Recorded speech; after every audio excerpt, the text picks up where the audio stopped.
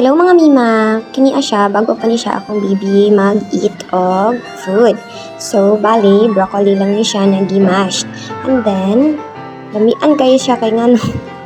Wala pa magud siya katry og tamis ko og kanang with salt. Morning feeling niya lami kaayo mangilog pag yun og kutsara. O sige, ikaw na magbahawid pero dili pwede kay basi madasok sa iya mga mima ang kutsara dito. Diba? So, kailangan gid mo na na-adjust ka. Ikaw gid ang mag-hold kay wala pa man ni sila kabalo. Suko pa siya. Suko siya gunon og kaon jay. Nga ni gyapon siya hantod karon nga 1 year old na siya. Tungod kay gianad namo siya na bland diet lang char. But I mean walay asin og walay sugar sa iyang food. Gianad-anad din na day para wala jud siya pili sa pagkaon.